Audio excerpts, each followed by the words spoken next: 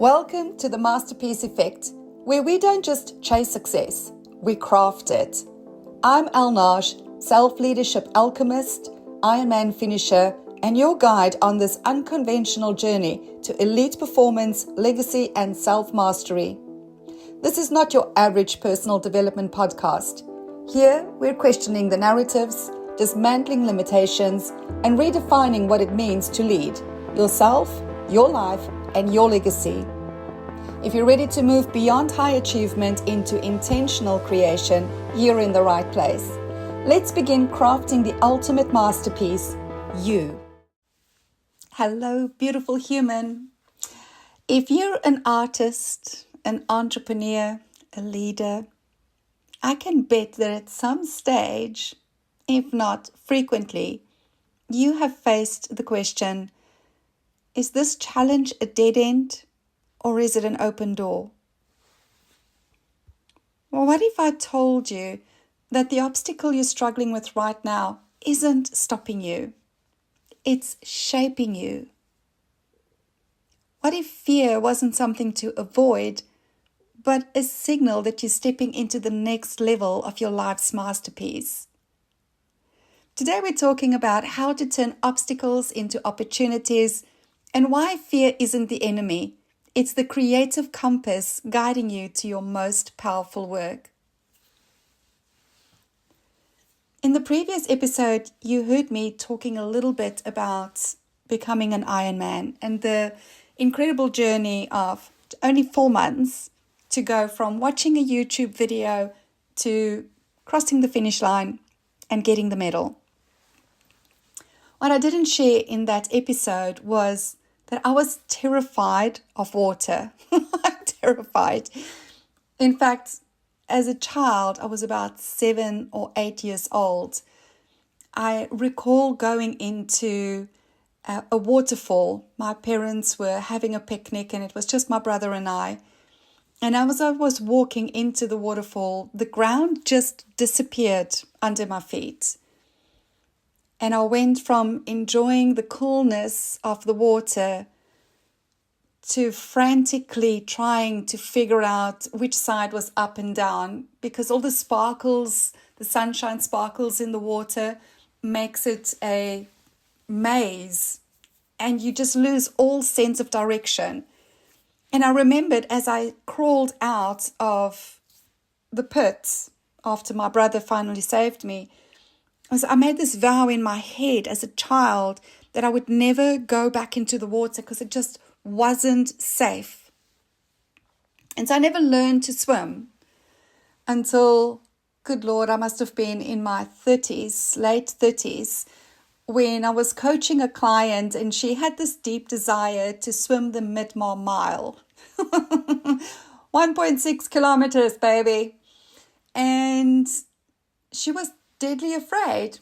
And I asked her, well, if I joined you on this quest, will you enter? And she said, yes. And so I did. I entered the race and I signed up for swimming lessons and it was just a disaster. I would just go down to the bottom like a rock every time that I entered, and the swimming coaches all gave up on me one after one. And I attempted the swim that year. I started with her, but I was pulled out halfway through, nowhere near being able to make any kind of time or getting to the finish line. That was okay. It was a beautiful invitation from life for me to revisit an old story, an old vow that I had made. But something happened when I heard the words, you are an Ironman. I just had this belief that I was born to be an Ironman. And so I once again attempted to sign up with coaches, and once again my bottom would just drop to the bottom like a rock. And eventually I went onto YouTube and I was watching all these videos on how to learn to swim and did shark fin drills until it came out my nostrils, but I was still terrified of the water. Even that morning, as all the other athletes were warming up in the water, I went in, I freaked out, and I ran out again. So you can imagine my trepidation as I was standing there on the beach, waiting for the gun to go off and thinking, oh my word, today is the day I'm going to die. But even as I thought these words, there was the other voice that said, but Elle, you were born to be an Iron Man. An Iron Man swims. So in I went into the water, and 2 hours and 15 minutes later, I wobbled out back onto the ocean. And I remember that as I came out, there was this voice in my head that said, beyond your fear lies your freedom. And I knew that this would be a pivotal moment for me. Such a deep truth that just dropped in. And I parked it to the side because I needed to get on my bike and get moving. But what does it mean? Beyond your fear lies your freedom. Well, I started thinking of all the things that I had said no to in life because of fear. And that the fear was nothing but a story that was playing in my head, creating an experience of fear. And so I befriended fear on that day. I allowed her to show me the areas of my life with the greatest potential from which to grow, from which to become the next level of woman that I get to be in this lifetime. And not that I feel that I need the adrenaline rush anymore. I don't. But there's something really beautiful in befriending fear and then starting to understand the difference between fear of you are truly in danger and fear of you have a story that says you're in danger, or you're going to lose face, or you're going to look the fool. Looking the fool is such a powerful choice to make, my friend. I talk about the archetypes in my upcoming book, Mastering Self-Leadership. And part of the magician archetype, which is where our greatest creative power lies, is being willing to look the sacred fool and really not caring. Most people stop themselves from living their most exquisite lives because they don't want to look the fool.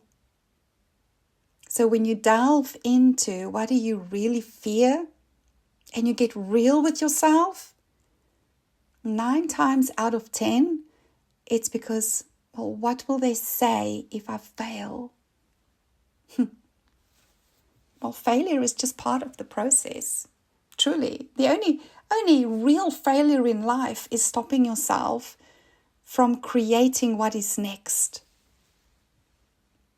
So let's look at these obstacles. Let's start thinking about how do you even view obstacles? I came to the conclusion a long time ago that obstacles were just puzzle pieces for me. It's just a puzzle I have to solve. And once I solve the puzzle, I get to see who I am next. I get to see who I am next. Everything in my work comes back to the identity piece. Because as discussed before, you will create based on who you believe yourself to be.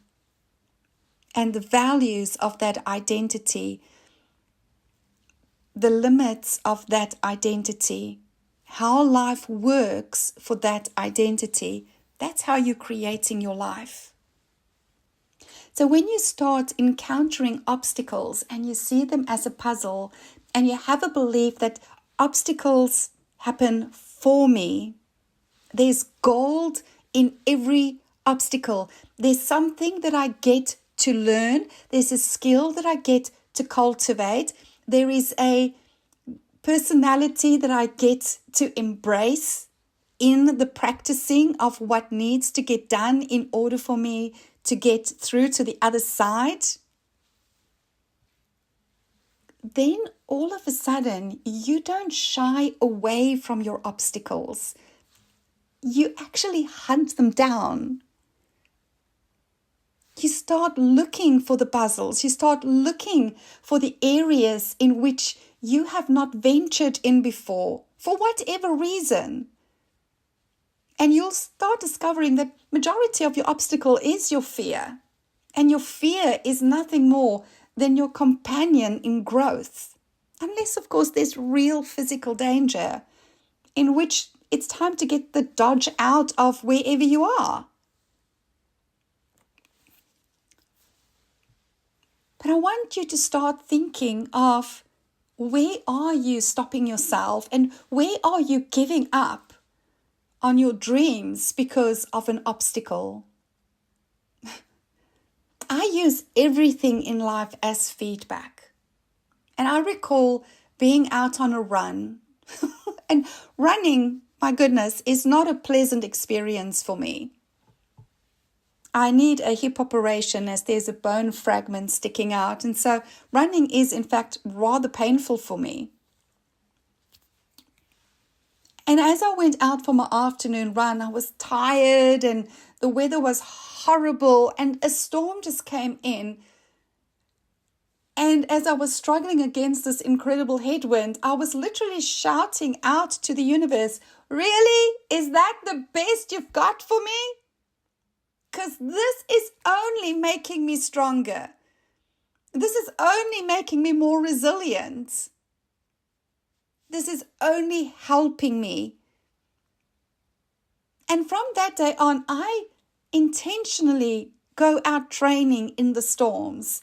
And I'm like, thank you, universe, for giving me the storm, because I know you know what I want to do on the race field. And so you're giving me the conditions that's making me stronger. Because whilst everybody else is hiding from the storm, I am using the storm to my advantage. And so can you, my friend. Whatever the obstacles is that you are perceiving, how can you use them to your advantage? Who do you get to become by working through them, by working with them, by solving the puzzle? So rather than asking, why is this happening to me? Start asking, how is this refining me? This is where we really start shifting into the perspective of the artist. And be specific. Name your challenge.